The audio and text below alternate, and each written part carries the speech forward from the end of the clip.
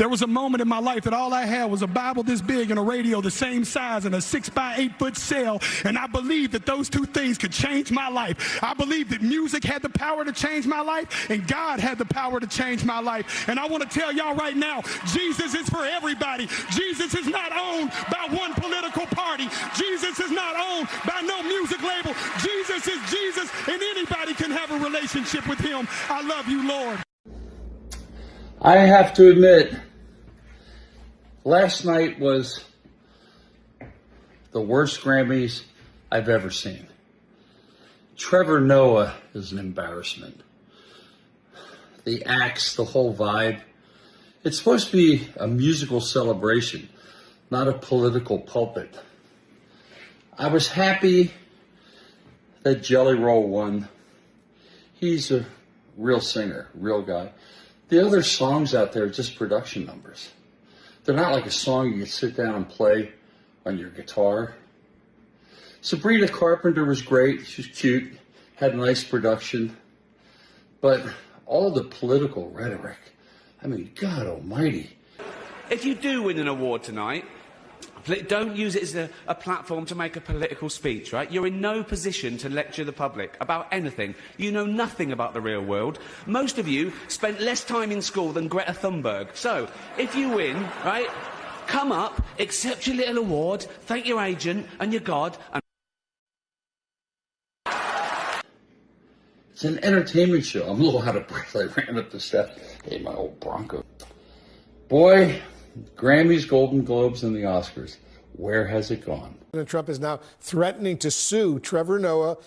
Yes, CNN was just forced to report on what Trump put out about Trevor Noah, threatening him with a lawsuit. At some point, they will always struggle to ignore certain stories like this. Trump was serious about him. I don't know, this was a joke, but it is not something that anyone can take lightly. If you take a look at what Ricky Gervais actually put out recently, Ricky Gervais reminds celebrities not to make political speeches after the Grammys, where Bad Bunny said, "Eyes out." In fact, a lot of these people came with political phrases. At some point, the whole environment was just looking like a campaign venue. Instead of focusing about music, they were there talking politics. I don't know if these people will learn Ricky was actually right all through. Before we go into this full analysis of this clip, I want you to take a look at some videos. President Trump is now threatening to sue Trevor Noah for a joke he made during the Grammys last night about the president's past relationship with. How significant is that? Yeah, and I know this might sound like a punchline, but this is real life. We should cue up the joke itself. Here's what Trevor Noah said when he was riffing with the audience during the Grammy Awards last night. That is a Grammy that every artist wants, almost as much as Trump wants Greenland. Which makes sense, I mean, because M's island is gone, he needs a new one to hang out with Bill Clinton, so... Oh, I told you it's my last year. What are you gonna do about it? Having fun, telling a joke, but Trump has previously said he never visited that island off St. Bart's. He called the joke a, quote, defamatory statement. And in a post on True Social at 1:01 a.m. Eastern Time, Trump said, "It looks like I'll be sending my lawyers to sue this poor, pathetic, talentless dope of an MC and suing him for plenty of dollars." That was the comment from the president overnight. We have seen many, many cases of the president threatening lawsuits. He oftentimes does not follow through, but every once in a while he does. He's suing the New York Times, Wall Street Journal, the BBC. Those media outlets are fighting those lawsuits. Now he's adding Trevor Noah to the list of people he is threatening to sue. But it's very clear from that clip, Trevor Noah was poking fun of the president, having fun with a joke. And we live in a reality now where the president will threaten a lawsuit against a comedian for doing so.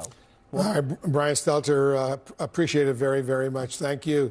Last night at the Grammy Awards, singer Billie Eilish, pretty famous person, had this to say. Here's cut one.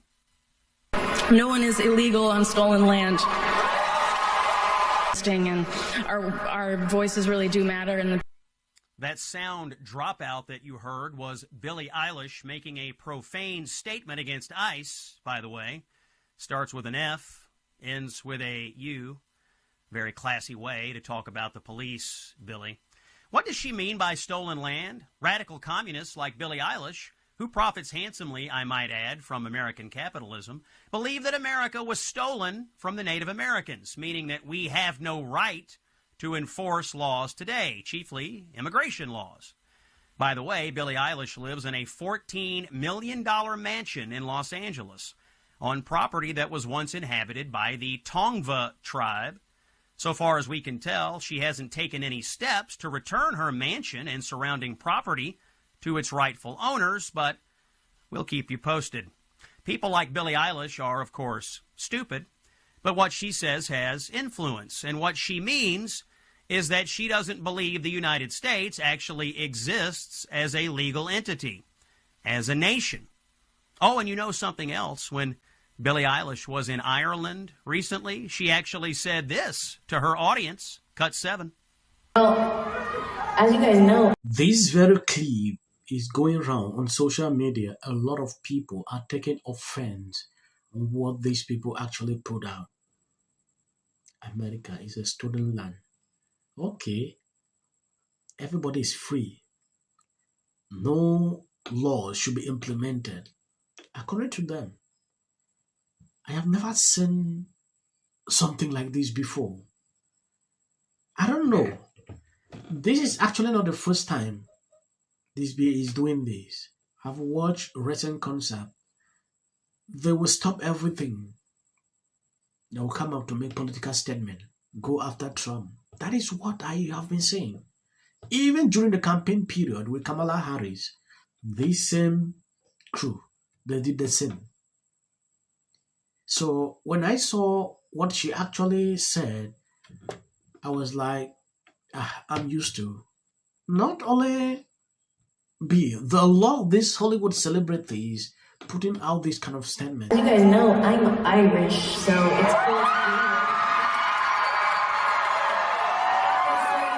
I am not from here, Avida, but it's really cool to come somewhere and like everybody looks exactly like you.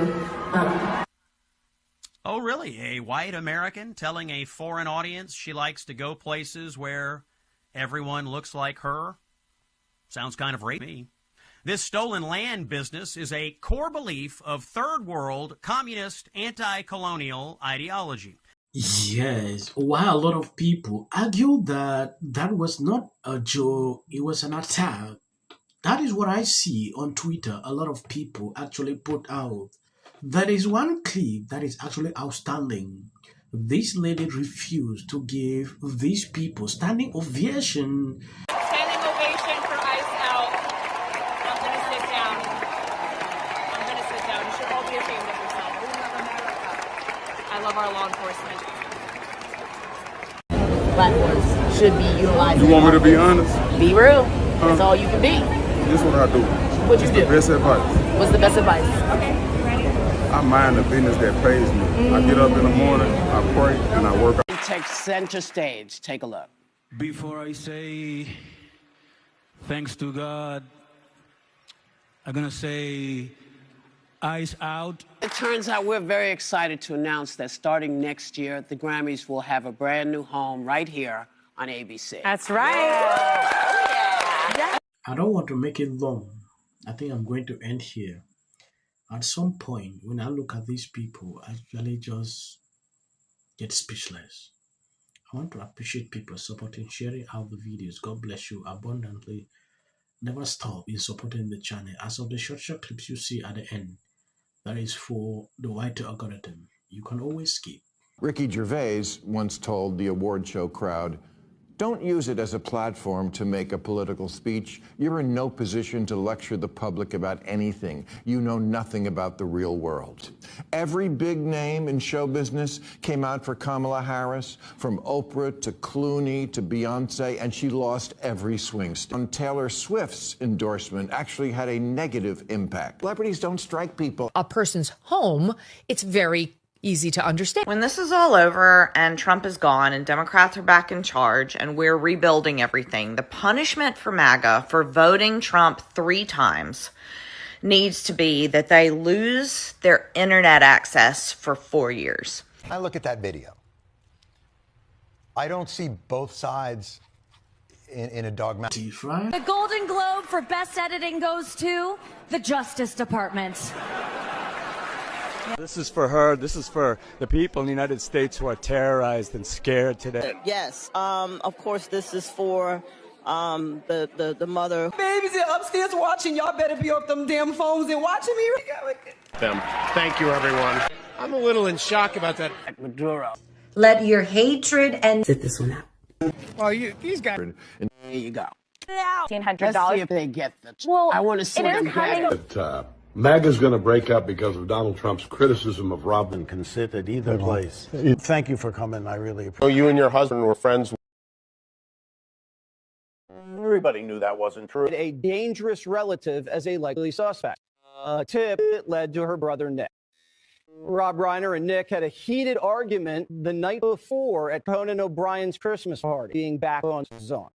In one interview, she said, We should have said nothing. The United States to take this family tragedy in which the president had made no comment. When people ought to have. Yeah. Absolute horror. Hi, Mel Gibson. I'm in Italy. There is a quota system.